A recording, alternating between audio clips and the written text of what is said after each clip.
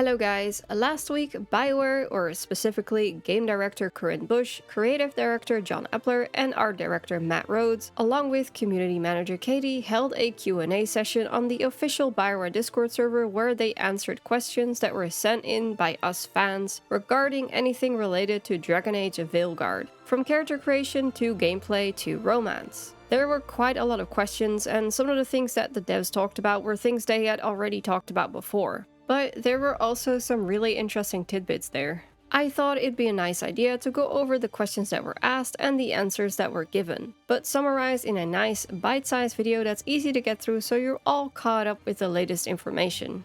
If you want to listen to the entire Q&A yourself, I recommend you go over to Ghil Dirthalen's channel as she has the entire thing uploaded there.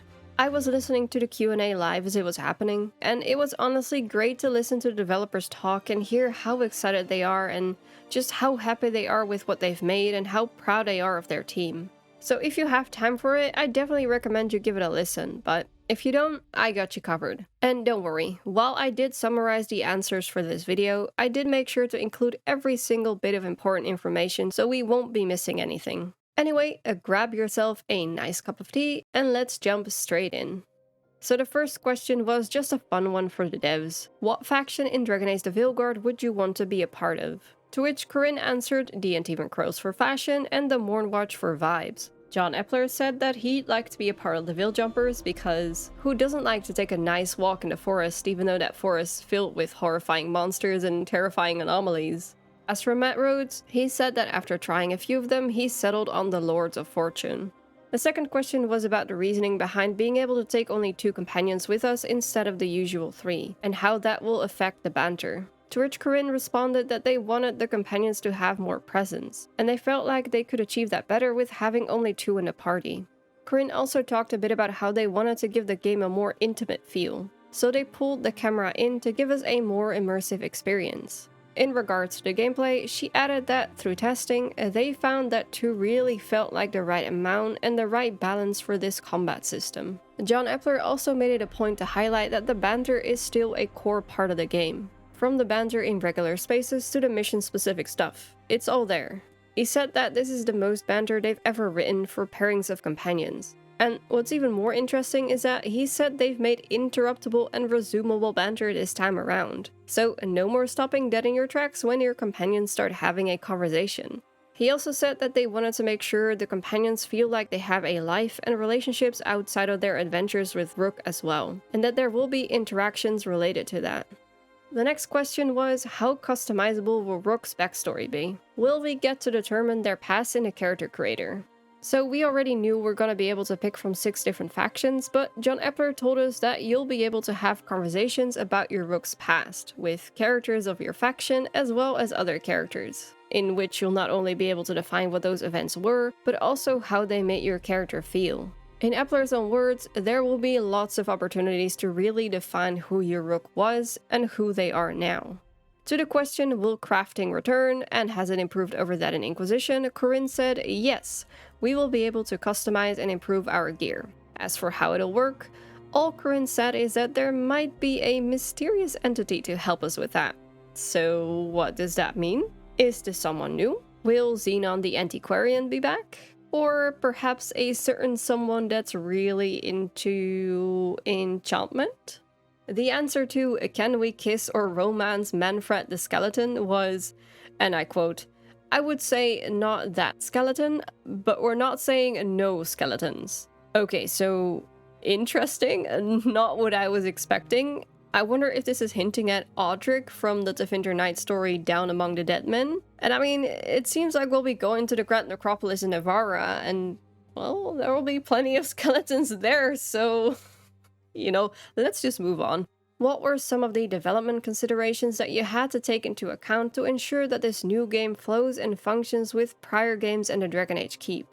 So here they basically explained what they had already talked about in some of the articles that were released recently. For anyone that's missed it, they will no longer be using the Dragon Age Keep. Instead, they'll be using a highly visual tarot card style system during character creation that lets you pick critical decisions from the previous games. Here, Corinne also confirmed that the game can be played entirely offline and that you won't have to link your EA account. Will this next game be an open world, or will it just be contained to Tevinter? Here the devs confirmed that while we do start in Minrathous, which is in Tevinter, that is not the entire game by any stretch. We will be going to places that have been referenced in previous games. This is not an open world game, but a mission-based, handcrafted experience. Some of the places we go to open up, we'll be able to go back and solve mysteries, and there will be no fetch quests. Will the companions have unique specializations like in Dragon Age 2, or will they have access to the same ones our player character has, like in Dragon Age Origins and Dragon Age Inquisition? Corinne answered, yes, they will have abilities that are truly unique to them. And she explained that most of the abilities that they will have are based on their personalities, but they do also have access to general class abilities that other characters of that same class will also have. Also, mages will have an ability called Time Slow, and healing magic is back. Will the Veilguard have tactical combat still? So basically, what they said here is that the combat does get tactical, and the higher the difficulty, the more important those tactics become. However, the pause time tactical mode does not go overhead. It stays close to your character. It'll allow us to cycle through targets and we'll be able to see their resistances and weaknesses, so elemental gameplay will matter a lot. Coordinating our abilities between our rook and our companions will allow us to create devastating detonation combos. Another little interesting bit of information revealed here was that we'll be fighting fate-touched enemies and we can knock enemies off ledges. Can we choose Rook's pronouns, and how detailed is the character creation? Corinne answered yes, absolutely. We'll be able to select Rook's pronouns and their gender. Non-binary is an option, and the character creator is very, very deep. Will there be a photo mode in-game? So while this was confirmed in previous articles, during the Q&A, the devs actually said it's something they're actively looking into. They said it's a feature that they really like themselves and that they'll let us know. So yeah, hopefully we'll have a photo mode. Are we going to be limited in how many abilities we can pick from the wheel?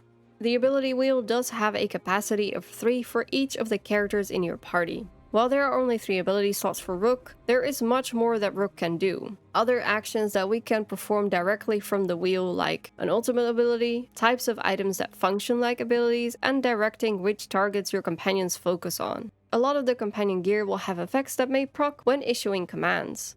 Will Fireball and Cone of Cold be back as spells? We will not be seeing Fireball and Cone of Cold, but rather their successors, Meteor and Frost Nova. While they function the same, they will have gotten quite the glow up. What accessibility features are available? Is there an arachnophobia mode? Will there be mod support? Corinne told us that they will talk about this closer to launch, but they have spent a lot of time thinking about this topic, and she's excited to share that with us when the time is right. How long is the time skip from Inquisition to Veilguard? John Appler admitted that the timelines have always been a bit iffy. But for Veilguard, they've been pretty consistent since the start that it's been about 10 years since the events of Trespasser. Solus's ritual has taken a while to set up, and we're coming in towards the end of that. So the next question was probably kind of meant as a joke, but the answer we got actually kind of surprised me. Is Solus still bald? Yes, Solus is still bald. Okay, that part didn't surprise me, but the next part definitely did. Ancient elves go bald when they're millennia old, so Solus wasn't always bald, and if we end up seeing what Solus looked like in the past, things might be a little different. So that's actually exciting. Like, are we going to see flashbacks? Do we finally get to see Solus with hair? Will we be able to change companions' appearances and outfits?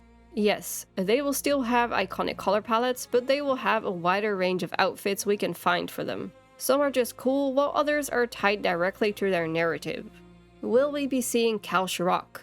So Matt Rhodes answered this question, and he was kinda tiptoeing around the answer, but from what I could gather, the actual answer is no, but maybe in the future? Will the dialogue wheel be similar to the ones in Inquisition and Mass Effect Andromeda in the sense that they are more tone-based? The game will have multiple dialogue wheels, all similar to the dialogue wheels from the previous Dragon Age games. We'll have a tone wheel where we can pick a specific tone, we'll have an emotion wheel where we can react with certain emotions, and choice wheels where we can make a certain choice without any strong emotional reaction. We will also have investigate options again. John Appler also emphasized that they find it important that the choices and options are clear and that players know what they are picking.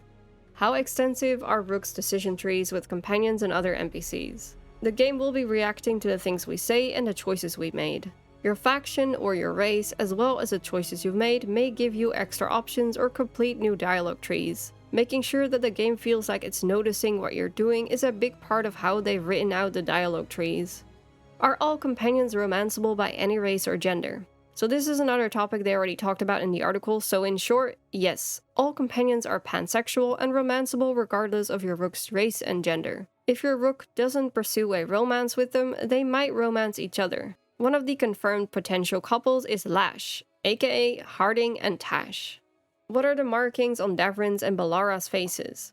Matt Rhodes answered this question by saying that there are quite a few tattoos from various cultures, and that they are bringing the Vallaslin back as well. A couple of the characters have them, but they are a bit more specific to their personality. While I'm pretty sure Davrin's tattoo is Vallaslin, I'm still not entirely sure if Ballara's is, and Matt Rhodes technically didn't answer this question directly, but I guess we'll see. What are you as a developer the most proud of about the game, and what are you most excited for players to experience? Corinne said that she is the most proud of the depth and authenticity of the companions, with the character creator being a close second. Matt said that he and the art team worked really hard to make the story more visible in terms of visual effects, design, props, and characters. He believes, out of all the Dragon Age games, Veilguard represents one of the best attempts at that yet. As for John's answer, he combined Corinne's and Matt's answer and said that the companions are really the highlight for him, and that these are the deepest companion arcs that they've ever done, not only in a Dragon Age game, but in a BioWare game in general. He said that he's the most excited for us to see the places we haven't seen before, and that the game feels like coming home, but also novel. Corinne also gave a big shout out to everyone in the BioWare team. Why does Varric have dark hair now? Matt answered this question by saying that he's been adventuring for a while now, and that his hair is actually more grey, but we've only seen him in dark scenes so far, and we'll see him with more context later. Will the Inquisitor be appearing in the flesh? We already knew this from the articles and the information they shared on their YouTube channel, but yes, the Inquisitor will make an appearance and we can customize them. The Inquisitor's story is tied to Solas's story, so yes, they are going to be a part of this story. Will there be DLC? To this, the devs said that they are fully focused on the current game as they want to make sure to deliver a fully finished, high-quality product. Corinne also emphasized that the game will not have any microtransactions, no battle passes, and no forced online connection.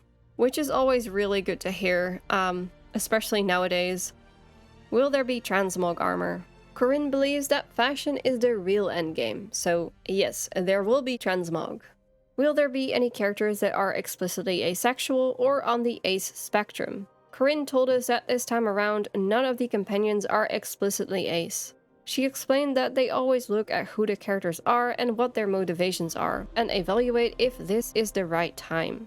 This time, it wasn't. Though Corinne expressed that she, as a grey ace herself, would love to represent an ace relationship in the future, when it feels like the most authentic fit for a companion and when they can do it best. And I appreciate that, honestly. I've mentioned it here and there, but I don't really talk about it, but I'm actually ace myself, so while I think it would have been great to see an ace character in the game, I would have also wanted it to be done properly, you know?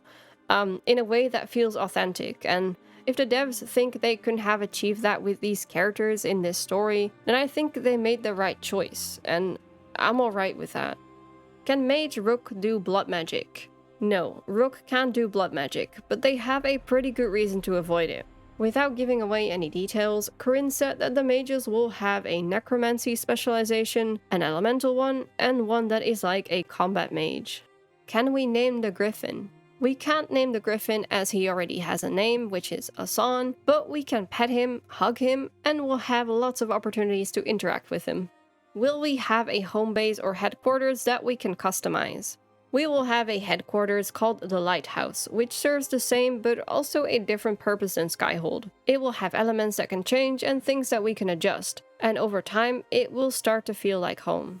Does pasta and noodles exist in Thedas? Matt Rhodes gave a pretty interesting answer regarding world building here, but for the sake of time, I will give you the short version of his answer. I am pretty sure at least one place has pasta. Are we getting a Mabari? No, not this time. Mabari aren't as popular in the north of Thedas, which is where we will spend the majority of the game. Will we be able to play as a Kunari, Dwarf, Elf, and Human? And as we know, the answer is yes. And all 4 will have full body customization, and our lineage will give us a lot of unique dialogue options. Where is Barkspawn? And is he okay? Yes, Barkspawn is living his best life, chewing on a bone next to a fireplace somewhere in Ferelden, while Bari live exactly as long as they need to. Will Rook have a set of default names? Yes, their last name is defined based on their faction, but you can enter a custom first name as well as pick one from a name generator. So now a few questions that basically all had the same answer. Will we get to see the character creator before release? Will there be a collector's edition, and when can we pre-order? What are the required PC specs, and when will the voice cast be announced? The answer to pretty much all of these was basically, we aren't ready to talk about that yet, and we will hear more closer to launch. Though we will see more of the character creator before release. Any special musical guests running the soundtrack, and will there be tavern songs? Yes, tavern songs will return. As for the musical guests, they said they worked with a lot of talented people but didn't mention any names. Regarding the game's soundtrack, can we expect Veilguard to recall more or less of the original thematic material from Origins? They weren't quite ready to talk about music yet, but John told us that they always work closely with the composer and the audio team to make sure the music feels like a cohesive part of the experience. When writing the overall story of the game, what themes did you want to have as the prominent focus? So one of the biggest themes in Veilguard from the beginning is regret. How it shapes people's lives, how people deal with it, and how they move past it. Each of the characters and the story as a whole will have elements of this. Will our heroes and companions leave us if we go against their wishes? So we can piss them off, and they might take some time away, but they will always be ready to help us fight against a new threat. Unless... Were there any songs, books, movies, or anything that inspired any of the writing for the characters? So John gave a pretty nice and detailed answer here, but the gist of it is, it's not necessarily something specific that was a direct inspiration for a character, but more a combination of a lot of things and experiences. What was the thinking process behind making Harding a companion? Was she always going to be one? Was it related to her being a fan favorite? They knew Harding had always been a fan favorite, but having Harding as a companion was always something her writer wanted to explore. Plus, she has a connection to Solus and to Varric. She was one of the first companion characters that they settled on. What approach are you taking to quest and world design in Veilguard? John answered that they wanted to make sure each quest provides either a perspective on the world or perspective on the characters, or that it feels relevant to the main narrative. Corinne once again emphasized that this is a very handcrafted experience, and that they spent a lot of time listening to our feedback on this topic. We won't be gathering shards in the hinterlands again. Are there any locations in the game that can only be accessed by making specific story choices? Locations can fundamentally change based on the choices you make. Will we be able to control our companions in combat through tactical mode, or when the player character goes down in battle? So basically, if Rook goes down, it's game over, unless we have spent time progressing our companions to a point where we can expect them to be able to revive us. Will Solus still speak in iambic pentameter? Solus is still Solus, so yes. Will our decision of who was left in the Fate and Dragon Age Inquisition play a role in Veilguard? No, not in Veilguard, but it might in the future. Will Veilguard have any mounts? No, and we will see why. A question similar to what we had earlier. How is the side quest design? Will they be story-based, or will they be related to gathering resources and power like in Inquisition? They are all story and character focused, no filling bars or grinding power this time. Will there be a similar system to the War Table missions from Inquisition? They didn't want to reveal too much, but they did say the Lighthouse has its own unique purposes and functions this time. Is there dual wielding for warriors, and will it rely on dexterity or strength? Only rogues will have dual wielding this time. Warriors are focused on two-handed weapons and sword and shield. What have been some of the challenges and advantages working on a single-player game for so many years? John answered that the thing that keeps him sustained is knowing that the game they are building is the right one, knowing that the pieces are coming together, and knowing how much people care about this franchise, and how excited we are going to be when we see the fantastic work the team has put into this game. Corinne spoke on behalf of the dev team. Everyone's been working really hard on a game they really love, and seeing our support has meant a lot to them. So that's all the questions they answered in the Discord Q&A session. I had to summarize a lot of the answers in order to make this video not super long, but don't worry, I made sure to include every single bit of important information, and if you do want the extra context, I recommend you listen to the entire recording of it. Before I end this video, I want to say that I am aware of all the information that the Game Informer article had, and that I do want to try and cover it, but also there's a lot of spoilers there, so I'm still kind of thinking about how I want to tackle that, if I want to include all the spoilers or if I want to make like a spoiler-free version of it. But yeah, just so you guys know, I'm a little bit behind on all the news, but I am aware of everything, so yeah. Anyway, thank you so much for watching. If you like this video, let me know by liking this video, or leave a comment and let me know which of these questions and answers you found the most interesting. Is there anything that surprised you? If you want to support the channel, check out my Patreon, or join my Discord server and let's talk about anything Dragon Age Veilguard there. That's it for now though, thanks again for watching, and I hope to see you on the next one.